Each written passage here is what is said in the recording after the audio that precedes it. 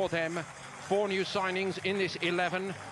Back-to-back defeats, remember Laon, and then the defeat at Boavista, a new goalkeeper this season in Andre Ferreira and Tunis, also bringing so much know-how and experience. Italian referee Maurizio Mariani. Ben Davies, as you saw, doing the honours for Tottenham Hotspur. And as promised by their new coach, they have shaken it all up after that turbocharged display against Manchester City. Golini makes his Tottenham debut tonight. Niall John, Cristiano Romero and Brian Heel also, and Dane Scarlett is up front. No Son, and of course no Harry Kane.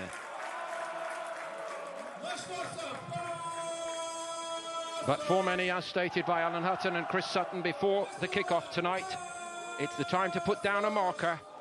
Players who would have wished to be involved, perhaps believed they should have been on the opening day.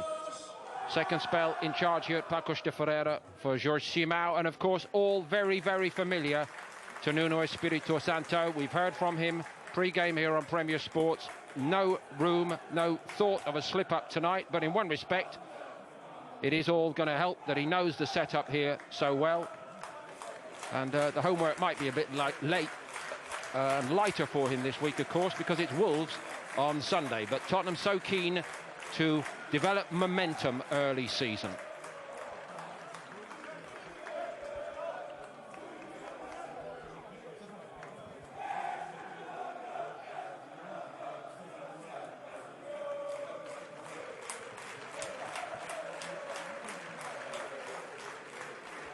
Kick-off scheduled for 7:30 our time, still ticking around to that. Very mixed bag of results for the home side so far this season. Squeezed past Guimarães in the League Cup on penalties. Then they were too strong for Laon here in the preceding round in this conference competition. Won the first home league game in Primeira Liga against Famalicão. Could afford to be beaten by Mark Randall's goal for Laon in the second leg, but a fairly heavy defeat against Boavista at the weekend. Maybe with one eye on this, it's just as important, of course, for Pacos de Ferreira, who once reached the glimpse of Helder Ferreira. No pun intended, but a sense perhaps that he was held back for this game. Didn't start at the weekend, did he? Came on as a substitute. Gets on it again. Confident in possession. That's taming up in the end. Golini comfortable on his near post. Eustáquio. Twice over Romero. Everybody back for Spurs.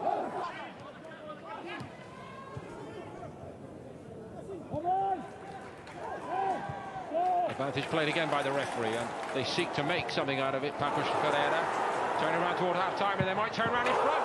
It's tucked home without a problem, and Lucas Silva, and it's not the first counter-attack, but this one goes all the way, and Pacos de Ferreira have caught Tottenham out again and lead 1-0. Well, in open play, the run looks brilliantly. The timing of it especially, because he makes that run from out to in and then runs through the heart of the Tottenham defence. Initially, you're looking for the linesman to say, well, listen, is this offside? But we said about that lack of physical presence in centre midfield to stop these counter-attacks. But look at it, the timing's perfect. And I have to say, and we've seen it far too often in his first half, Romero being square onto the game. And he shouldn't be in situations like that. At the very least, he should be looking to block that run that's going in behind him. But when he does get into that situation, it's a very, very comfortable finish. He knew exactly what he's doing. Opens his body up, side foots it low to the goalkeeper's left. And we said Tottenham had a game on their hands. Well, it's certainly got a bit harder now. Certainly not been a noted goal scorer on his way up through the ranks. First in Brazil at Flamengo, and in his brief spell in Portugal so far. That's his first ever European goal. It might be very valuable indeed.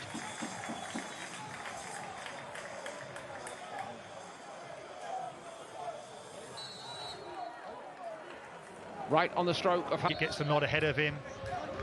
Højbjerg as well, we know how combative he is in midfield, and now they're getting Dele Alli to do the same. So there's a remit in terms of what you've got to do in centre midfield for a Nuno team. It's a fairly dangerous looking just across the box, wasn't it? It does seem that it's a case of those two guys. But they're the ones who are going to have to drag this Tottenham team at least on level par. We did talk about that, Gary, before the game, you and I. And surely it comes to how well you use the ball to make it easier for yourselves. Tottenham haven't really done that well. Organiza-se sempre a defender. Sim, senhor, com perigo agora, forçado aqui ao remate com o pé direito. Mas é ainda assim uma das melhores abordagens na frente de ataque da equipe do Tottenham. Aí está a alteração no passo de Ferreira. É o homem que assistiu para o golo de Lucas Silva, Nuno Santos. Fecha. 18 milhões de euros por ele o ano passado. Excelente, agora Lo Celso. Sim, o Antunes fez a falta, vai ver o amarelo, mas a equipa estava ele está a dizer que foi a primeira, mas é falta de amarelo. Ele sabia que a equipa estava desorganizada atrás, estava desposicionada. A falta tinha que ser feita antes, não por ele.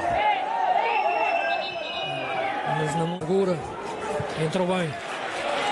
Mais de retoma na equipa de Jorge Simão. Saiu mal. Não foi feliz porque tinha opções de facto. No passe.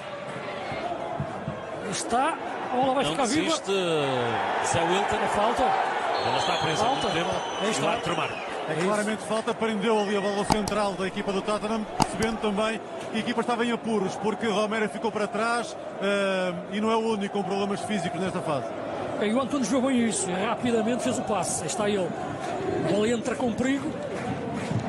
Sim, o Carter não conseguiu o copo. Quer confusão do adversário e vai pé esquerdo de Antunes. E ainda uma bala. Mas a barreira não abanou. Assiste Juan Delgado. Já pontapé de baliza.